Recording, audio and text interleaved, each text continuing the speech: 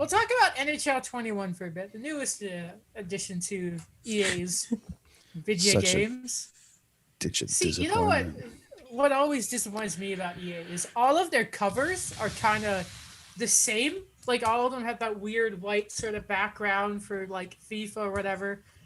What I have in my notes here is, and I told you this as well, Alex. NHL 21, 2 steps forward, 1 step back. This is a mini review, and I'm sure Daniel, you haven't bought it yet, have you? Kind of waiting on the sale. Like after you guys kind of told me about it, I'm like, Yeah, maybe. yeah, I'm just gonna wait. And I think this is going to be the title of the episode. We'll figure it out at the end of the show. EA Sports. It's not in the game. You know what is in the game still, though, Alex? Roster updates that are like 3 days after pre-order launch. Yeah. I love how, like, you think about it, Austin Matthews, it took them 2-3 years to make him a sniper from a playmaker. Guy scores 40 goals his first year. Whatever. What else? Okay, let's think about this. Jeff Petrie is a defensive defenseman. He had the most turnovers last year for defensemen. Just want to point that out. Okay. Drew Doughty is like a top 5 defenseman in that game still. I'm convinced they don't watch hockey. It's the only goalie prospects that ever get any improvement are Thatcher Demko and Jonas Korpisalo. Because coincidentally, the developers are in Vancouver. They did my guy Elvis 30. Did they? I haven't even looked Yeah, at he's 80. They're both 84 overall. Okay. I think that's fair. Because First- higher goalies don't normally do well. Yeah. Which is Well, always- not in this game. Apparently not in this game. You know, Mike Carey Price, I finished my first year in Montreal, 920 save percentage, but he played like 70 games. I'm like, what the hell? Okay, I love Timothy Liljegren. He's played one NHL game. Clearly, he's maybe not the defenseman he's expected to be. He is still a medium elite potential and always has a large amount of trade value. Why?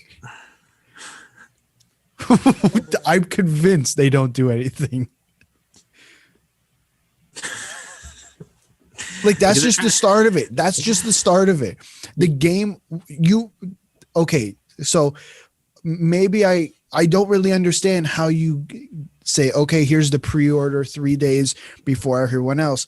And there's so many glitches. What are you doing beforehand? And a lot of people may be saying, lads, there's a pandemic here. What's the deal if the potentials are wrong? Well, loyal listeners, normally I would have that mindset. Like, there's a pandemic. Though the issue comes with, like, since NHL 15 ported over to next gen, the past 5 seasons of hockey games have been playing catch up to NHL 15 on old generation, or NHL 14, you could kind of say. 14 was 13 were amazing. Yeah, and then it's The ones I actually bought. Mm-hmm. And like, I understand they have a smaller development team, but the guys, the Bar Down crew had a really, really good point.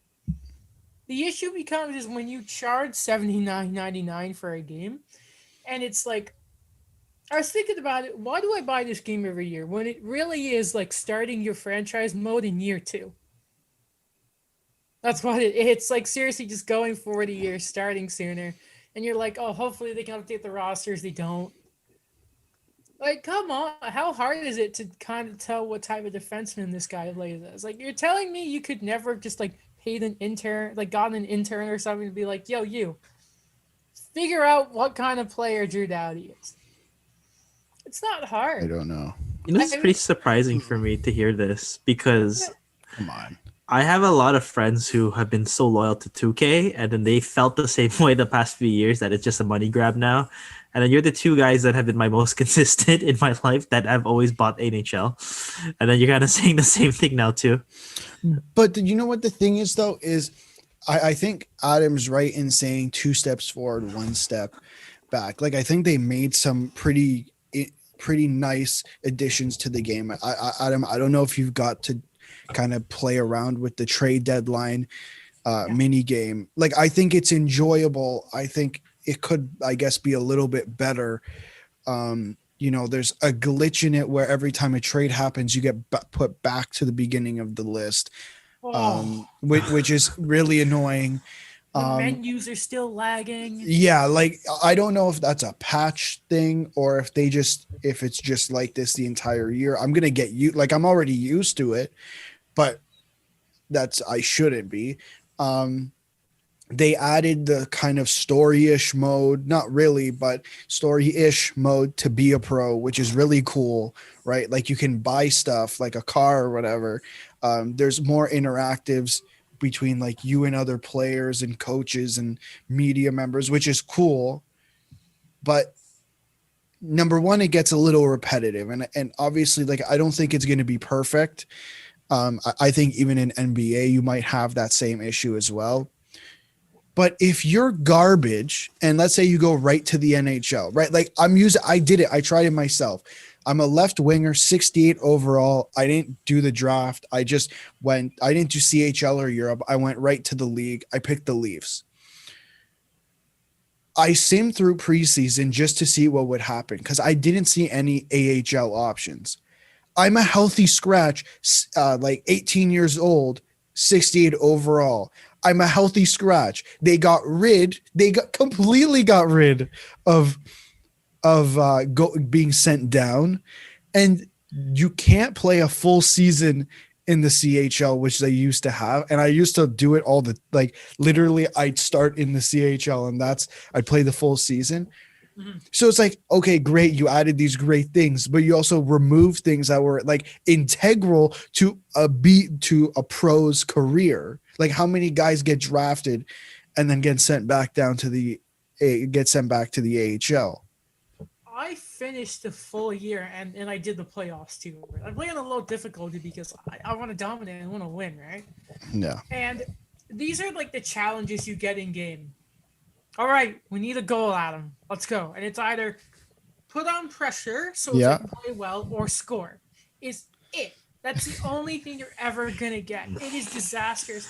And like interaction with players, the only player I got to interact with all year was Nick Suzuki. And he wanted to go to the museum or to like the Liberty Bell. I'm like, I want to be a good teammate. It's like the second season, like Montreal traded everyone. Like Weber is gone.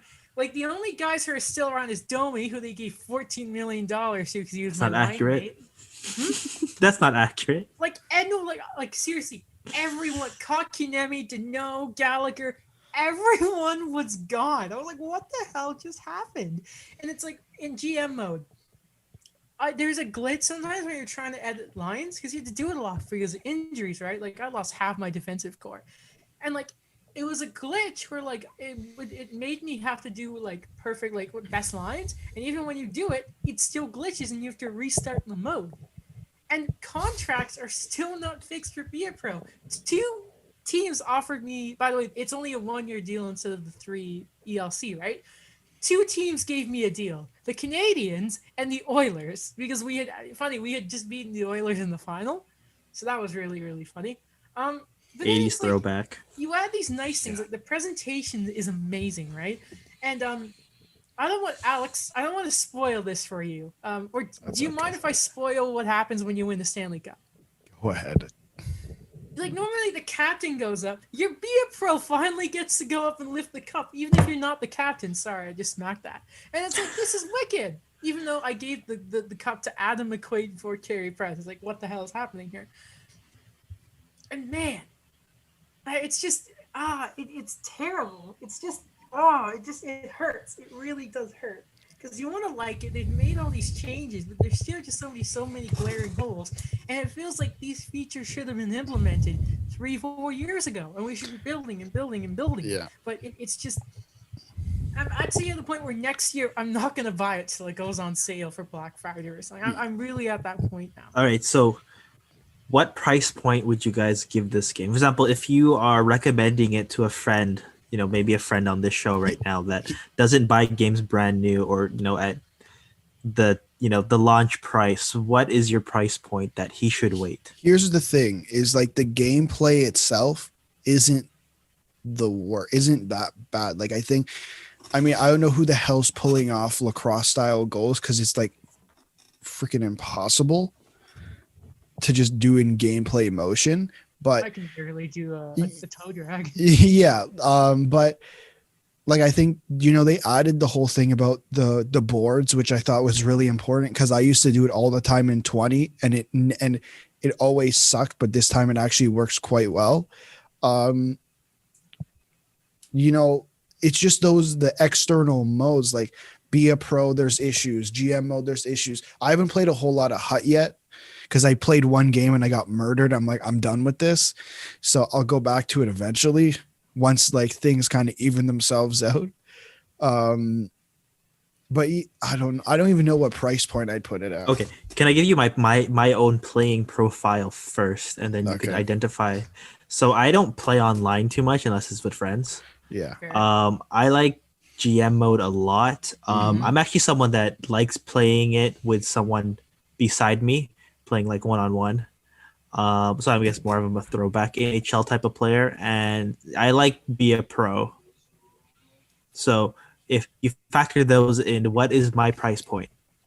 I Don't win. spend more than $50 on the game. Okay. Yeah. That's what I would say. Like, Yeah, don't I'd spend more agree. than that. That's like if you're like Daniel. Let me say this to you. If you're just playing for a bit more of a revamped be a pro mode, like there's a step up. Like there is like no question there is an advancement in this game. Just don't get your hopes up too much, and yeah, don't pay more than $50.